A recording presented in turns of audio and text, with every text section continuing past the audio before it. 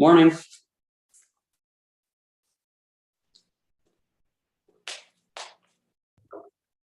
Hey, good morning. How are you?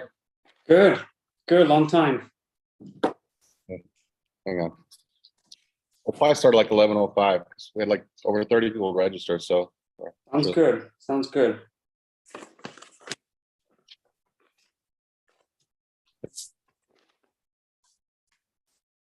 okay. So, wait, am I up on the big screen in the You back? can see that? You can see Yeah, I that? think I can. I'm trying to do it on YouTube also at the same time. It's like Sunday Night Football or something. I'm trying to learn this stuff.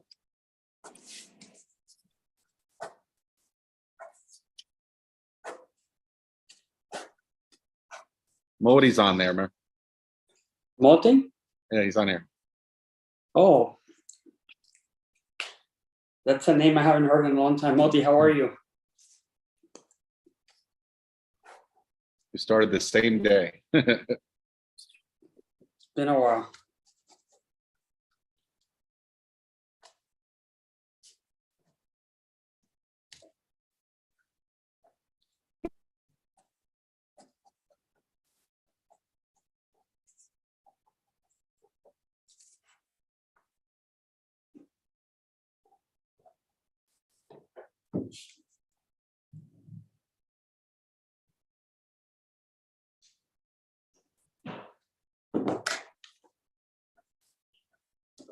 Thank you for sending the questions this morning, by the way.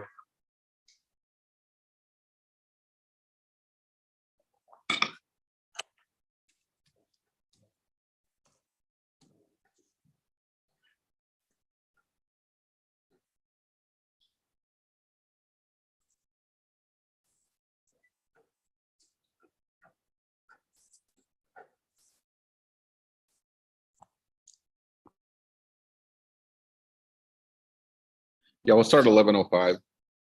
But always have people always sign in late.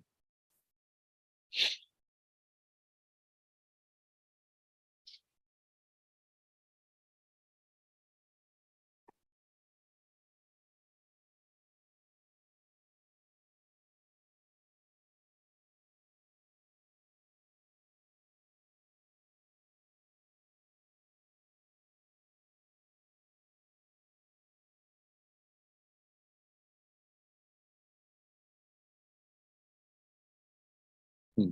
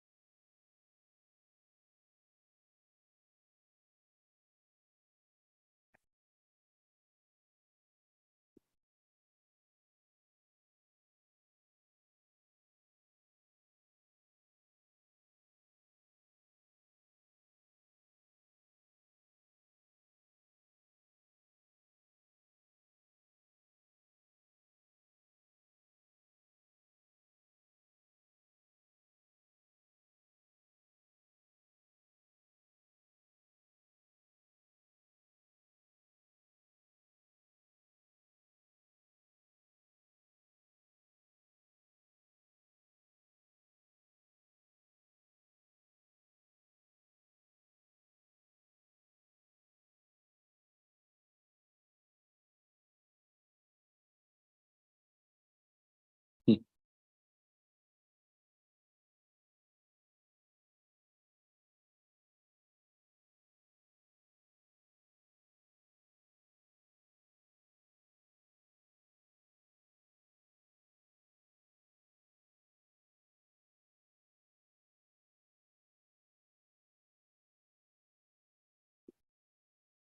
Be right back.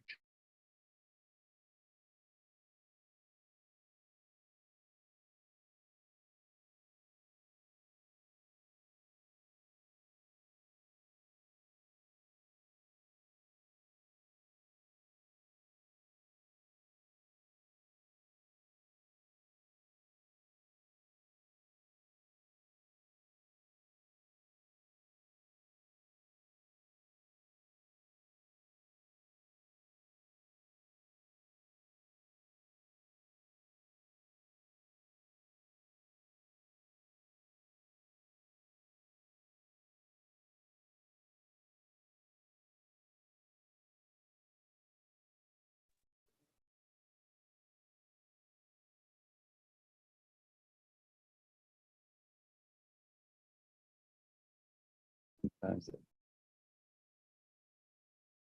I'll start in 2 more minutes. Gio, the only question I'm not going to answer, and I'm telling you right now, is going to be What's that? anything regarding the Miami Hurricanes against North Carolina this weekend. Okay, no, I won't ask about that.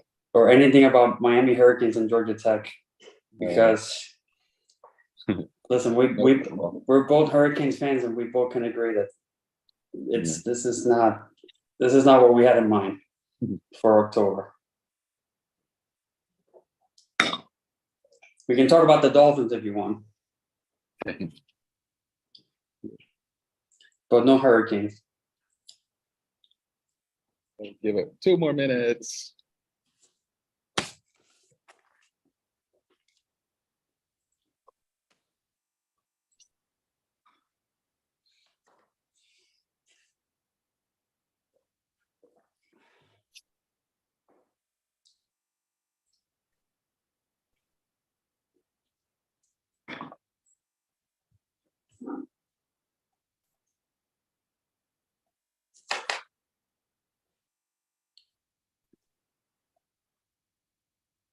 Okay. 20 people on. 21. Hello. I don't know. Hey, hi. How are you doing today? Hi. Good. In your car. Yes, I'm driving right now because Don't get in an I went accident. to do shopping. Don't get in an accident. We're not But- insured for that, okay? Yeah, but I'm going to my house right now, so don't worry. Good morning. All right, so we'll start in just in a second.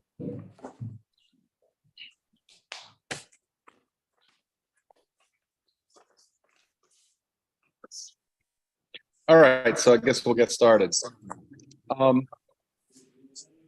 For those who don't know me, my name is Giovanni Nicosia. I'm a real estate attorney. I've been an attorney in South Florida for over 25 years. And what we're trying to do is basically provide educational classes to you guys 3 times a week, every Tuesday, Thursday, and Saturday. And what I'm trying to do on Tuesdays is have some calling it Top Producer Tuesday, where I have one of the top realtors in the area speak about what they've done to get to where they are, what they're doing now, and give you some tips, and of course give you the opportunity to ask them some questions. And today, we have Marcelo Steinmander on the call. And Marcel, I've actually met Marcelo when he was 18 years old, when he first became a realtor. Last year, he was named by NAR, the National Association of Realtors, one of the top 30 realtors in the whole country under 30 years of age, which is pretty impressive.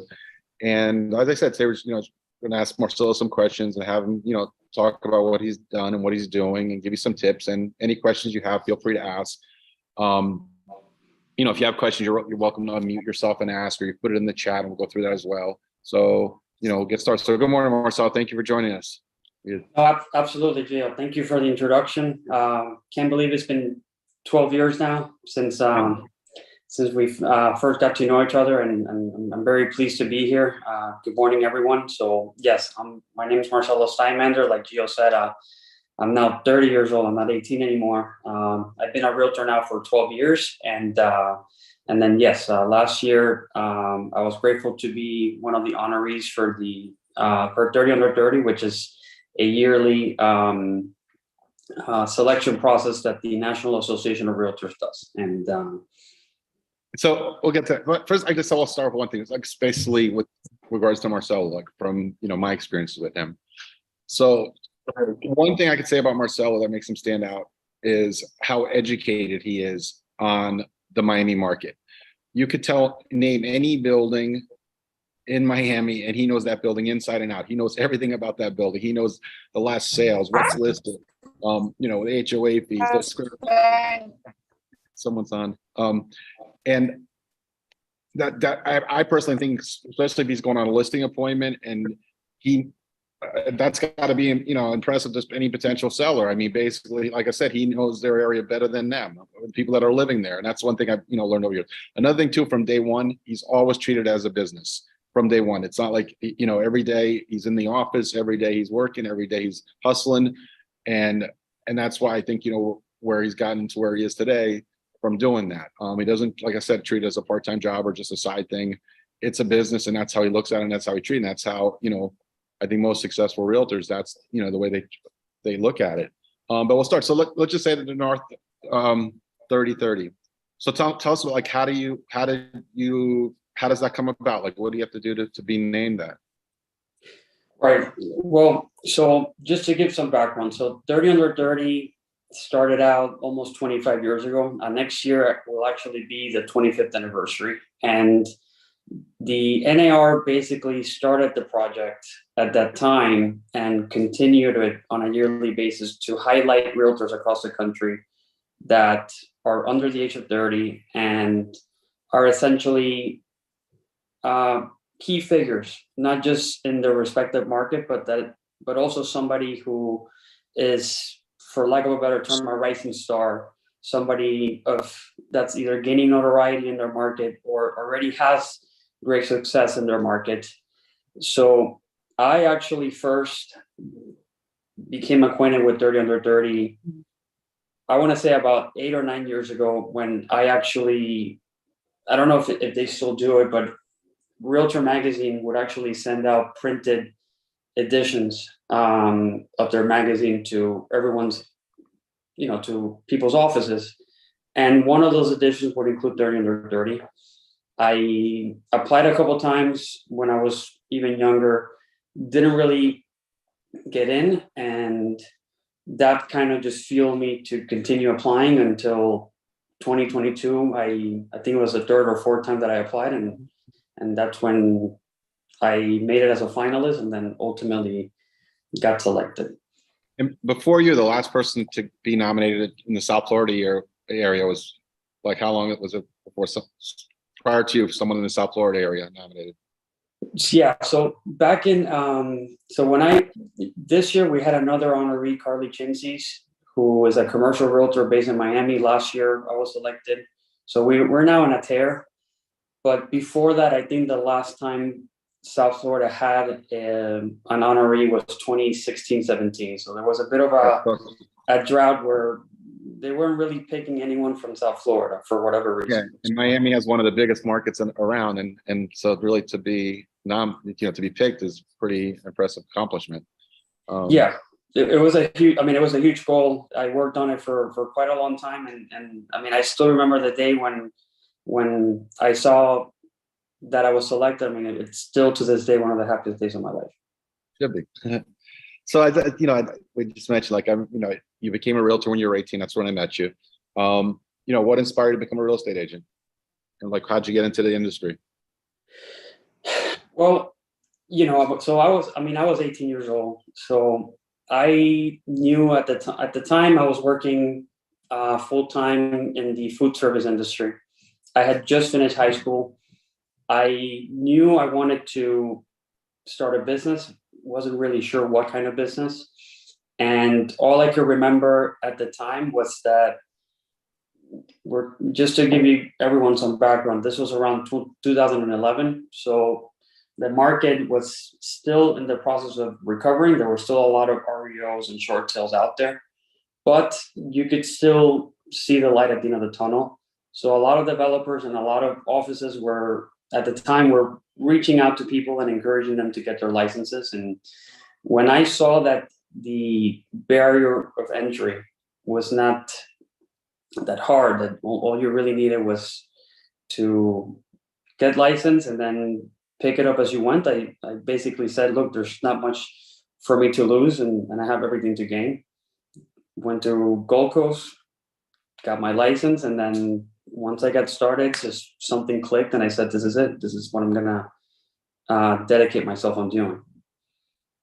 So you got licensed right out of high school? Pretty much right after high school. I wanna say 5-6 months after graduating, I went to Gold Coast. And then when you first became a realtor, like, what challenges do you face, and how'd you overcome them? Well, I mean, let's be honest. I mean, it's a competitive industry. It was competitive. It was as competitive back then as it is now, but to a certain extent, it's there's certainly challenges when you're still developing yourself as an adult and you're now entering the workforce. So definitely the age was a challenge at first, combined with the lack of experience. But then as time went by and as the years went by, I started to realize that this is a long-term business, that you really don't reach the peak of your career until you're several decades in. So as long as I focus on the fundamentals and just learning my craft, that better times were going to come down the road. And as long as I was making profit and gaining experience, that I should be happy about that. And that was my mindset for the first couple of years. I would say from 18 all the way to I was around 22, 21 years old. Just Did you have a lot of potential clients concerned with your age at first, like giving you objections about that? I would say at first the concern, I think it was less to do with age, and I think it was more to do with the lack of experience. Once people saw that, and once I also felt confident in my own abilities, I think the age became less of a concern, just because it got to the point, I want to say once I was 5-6 years in, I want to say that after repetition and after doing deals over and over and seeing the different challenges, you learn, and these issues that were at first monumental on a transaction become more of a second nature, because you've gone through the problems, and that makes you a more confident agent, and that in turn makes the client more confident when doing business with you. So yeah, at one point it stopped being an issue. Yeah, I think me too. Like when I first became an attorney, I was young and I was just, I guess you could say insecure and stuff, but over time, the more you do it, the more confidence you gain, and then people see that and trust you. Yeah. So like, what are some important skills and qualities do you think it takes to become a successful realtor? Well, I mean, I think starting out, aside from knowledge, I think you really need to pair knowledge with enthusiasm. One of my happiest deals it's actually my first deal. I actually was able to put a contract on my first week of real estate, and that property sold.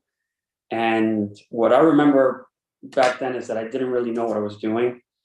Definitely didn't know how to fill out the contract. All I knew was that there was a lead from Craigslist that came in. That lead wanted to look at an REO in Davie. I think the asking price was $70,000 or something like that. And I just said, okay, well, I don't know anything, but let me go show the unit. And long story short, that deal actually got under contract and they closed, and that buyer still works with us, 12 years later. And to this day, I mean, I remember asking that buyer, look, you were my first deal. I mean, what made you choose us over someone else? And I remember she said, look, you answered the phone and you said, let's go look at the unit. And so enthusiasm is what got me through the door. I would say the first couple of deals. And I think that's important. Your first deal was basically from a Craigslist ad. It was a Craigslist ad. It was an REO. Back when you could still find REOs, back when you could still do multiple Craigslist accounts, and you could post the accounts, you could post the listings, and then that you nurture that relationship. But yeah, it was from Craigslist. And I mentioned before, like, I personally think you're really educated on the Miami market. How do you stay how do you keep up with everything that's going on down there? Like, what do you do? Well, there's a couple of things. So I work primarily in downtown Miami Beach. So that's a lot of condos.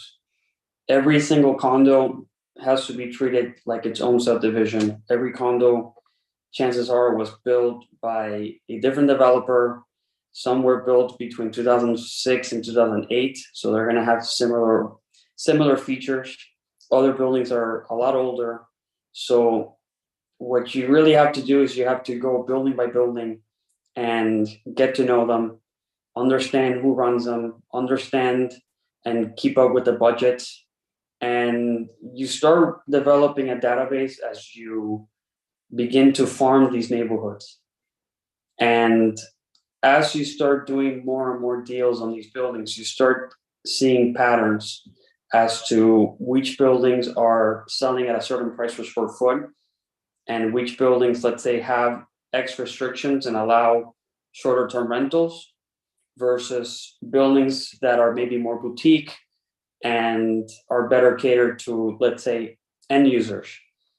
So over time, you start looking at the strengths and weaknesses, and then that's how you start developing and you start keeping up with these numbers, so that you can, to an extent, not just guide buyers as to which buildings to look at, but also you can even keep up with former customers that might be looking to sell, and you're able to tell them when is the right time to maybe sell, when's the right time to maybe hold on and consider selling down the road, or maybe rent instead. You grew up in Broward. What made you choose the Miami market to specialize in? Well, it just became easier for me. I think that I developed, I was really passionate. I mean, I still do a lot in Broward. I think it's a great market. I mean, I would say close to 20% of our yearly deals are still in Broward County.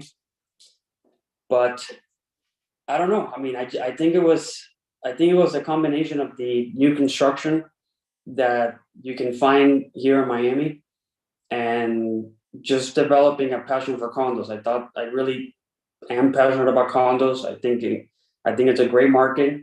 Not everyone is going to agree. Some people I know out there will prefer not to deal with condos, but at the time I really felt that it was a segment of the market that was underserved, and there really wasn't anyone really killing it in that part of the market. So I saw an opportunity to go out there and find a niche and specialize in something that I actually thought was really special. What's the biggest deal you've ever done? To this day, I want to say it was definitely Flatiron, Penthouse 6206 in 2021, May 2021. Are you allowed to say the amount? It was 8.2 million. 8.2 Okay. million. That's a nice commission. So let me ask. So what do you do for marketing? To get deals like that, to promote your business, to get new clients. What do you do? Well, our current goal and my plan for the next 5 to 10 years is to slowly make it 100% referral based. I think that most of us that have been in the business for a long time aspire for our customers to be more referral based than anything else. For the time being, I would say we definitely take pride in our lead generation. We have a combination of different things, from social media to paid advertising. But I think what really sets us apart is not our lead generation, but our lead conversion. I think that where we really excel is not just on the amount of numbers, but actually the amount of the quality of the conversations that are taking place with these leads. I really try to focus on just listings where I know the market really well. I'll try to stay away from areas that I don't really serve, even if it's a good commission. And to a certain extent, not a lot of cold calling, unless it's a potential seller or a for sale by owner that owns a unit in a building that I'm very familiar with, just because it's going to be a different type of conversation. It's going to be a conversation where it's coming from, I know the building really well. I've done many deals in the building. I know you're trying to sell on your own, but if the day comes and you're looking to talk to an agent, you and I should definitely have a conversation. But you said like you feel one of your strengths is to be able to basically convert the leads into what do you do to what is your strength, or what do you think that the strength is the strength is definitely staying away from deals in markets that I don't serve. I wouldn't be able to have that same quality of conversation with, for example, a seller in Pompano Beach or a seller in Palm Beach County. It's just not a market that I do. But if it's a seller in, let's say, downtown Miami, if they give me the address, chances are I've done a deal in the building. I know the property manager. There's a good chance that I already have a listing in the building or I've done a recent deal in the building. So it's going to be a conversation where I am an expert in your building. I know that your product, chances are I sold a similar unit with the same layout. And without really doing a lot of research, I probably even know what the property is worth. So it already puts me in a position where, not in a cocky manner, I can definitely assert to this customer that they are talking to someone that knows what they're trying to sell, that they're talking to an expert. And like, so what advice would you give a realtor just starting out? Well, I mean, if you're starting out, I mean, definitely, I would definitely say that you definitely want to stick to the fundamentals and you want to develop a strong mindset. You also, whether you have a team, whether you're on a team or if you're starting solo, definitely make sure that you develop a strong crew of people around you. Find some mentors. One example for me is you. You know, we started working together 12 years ago. And even at the time when I was still finding myself as an agent, it gave me a lot of confidence to know that I had a great real estate attorney and title company that could help me close these deals, or someone I could talk to answer certain questions, especially legal questions. Same thing goes if I would say the same thing goes in terms of lending. Find a strong lender that is familiar with the mortgage process that can guide your potential buyers.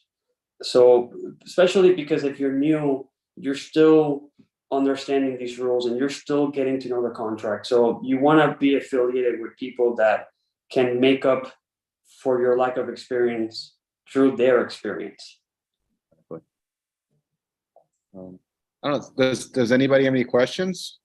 You could unmute yourself or put, if you want.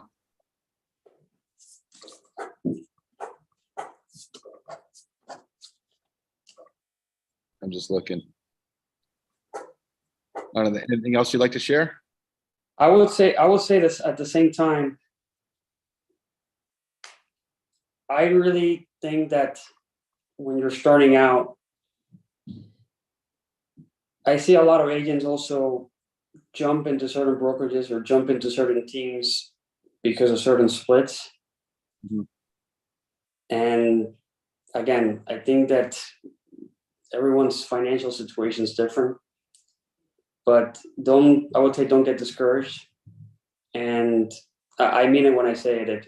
If you are willing to sacrifice the first couple of years of your career towards just learning your skills, getting to know the contract, and building a strong base, I can guarantee that as time goes by and as you start working and developing yourself, because you took the time to build a stronger foundation at first, it's going to reciprocate in a better manner over time, and you're gonna watch your business exponentially grow for that reason. Yeah. And that's why I think educating yourself is so important. Like I speak to a lot of realtors and I don't know, they just feel like educating yourself is not important. But I think just like myself,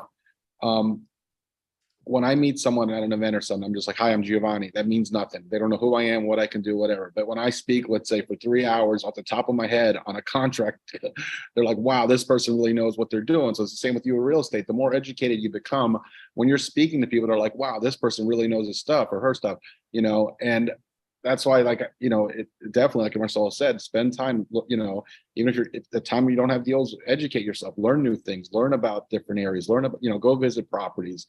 The more you know, the better you're going to be. So when you are in front of that potential client, you're going to be able to impress them with your knowledge, and you're going to get that listing, or you're going to get that buyer, or, so it's definitely really important. Someone just asked, are you a solo agent or in a team? And I'll ask you, go ahead first. I'm sorry, what was the question? Someone asked, are you a solo agent or in a team?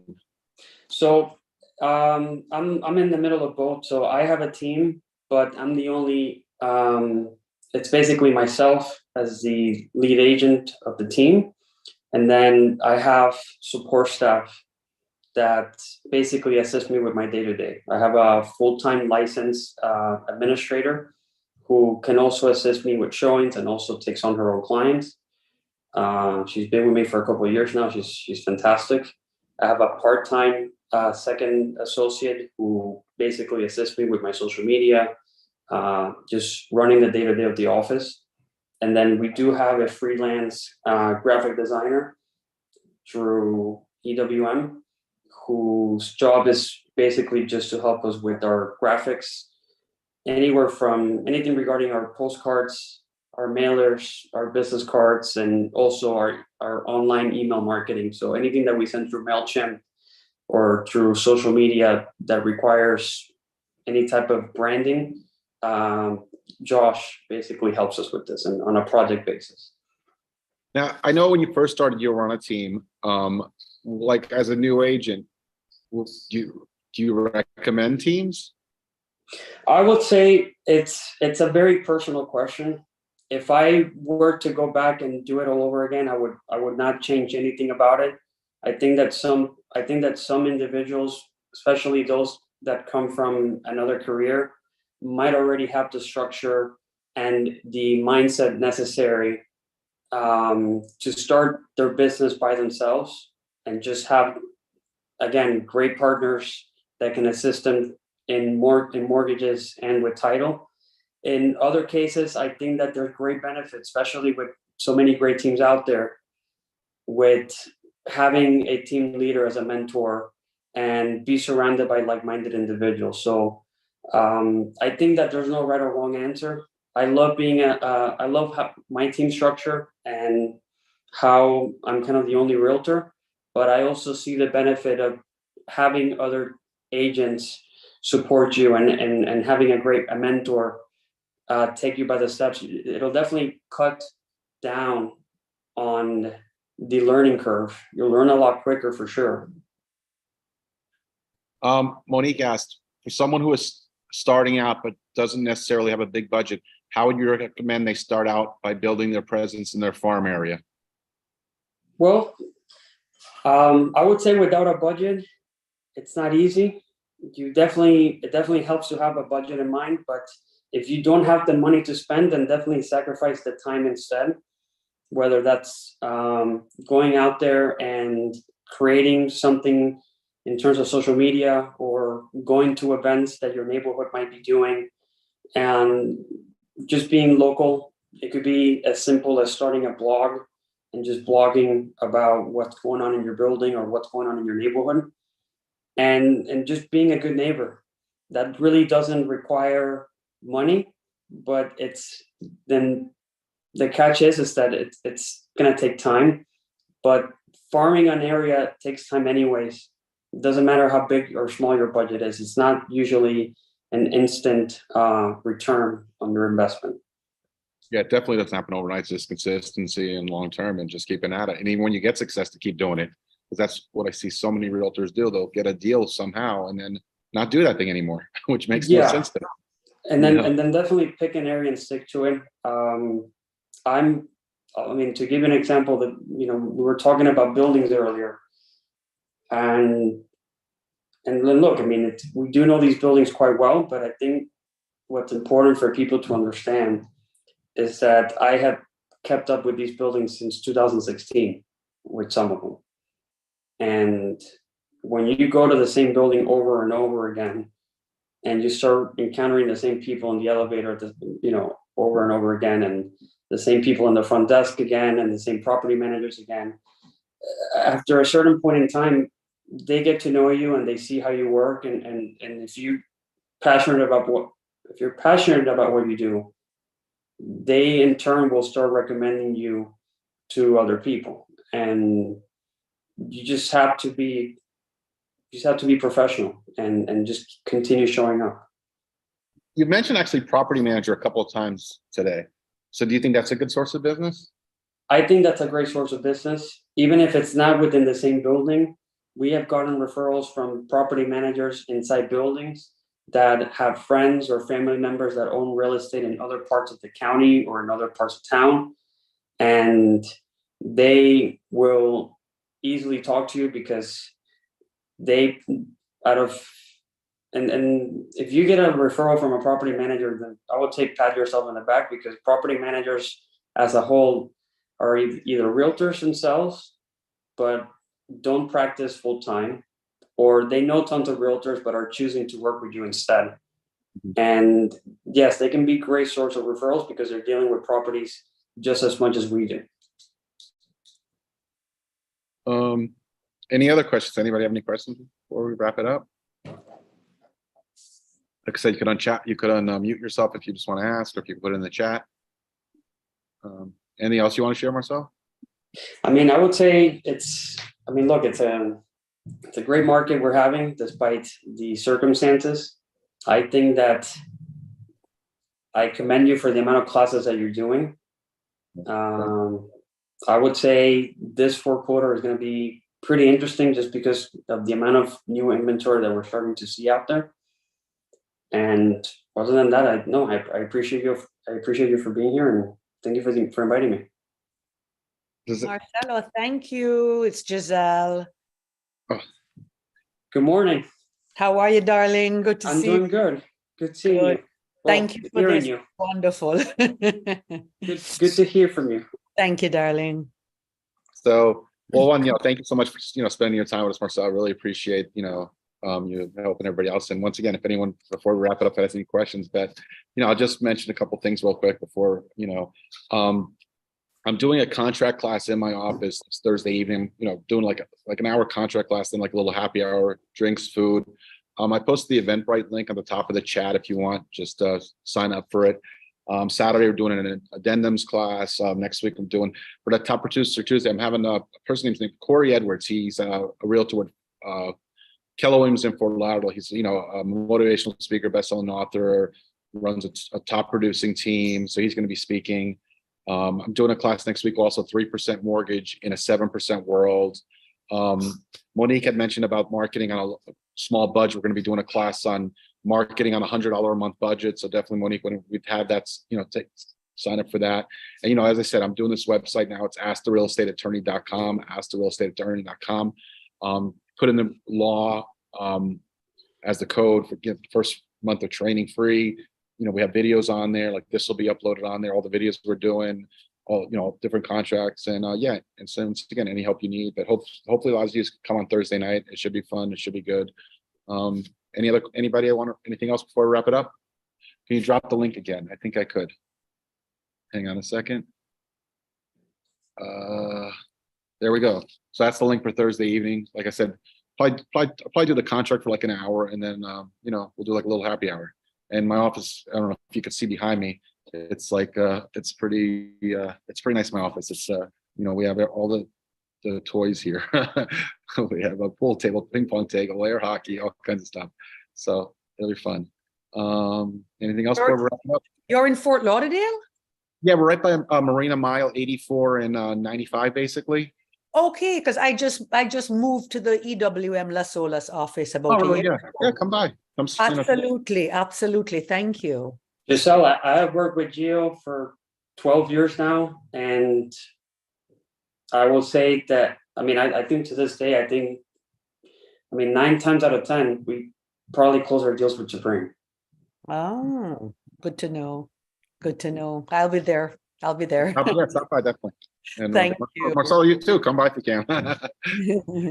All right. So I guess we'll wrap it up. So, thank you everybody for joining in. I really appreciate it. And as I said, I hope you can stop by Thursday evening, 6 o'clock and at my office. All right. Thank you so much, guys. Bye-bye. Have a great day, everybody. Take care, guys.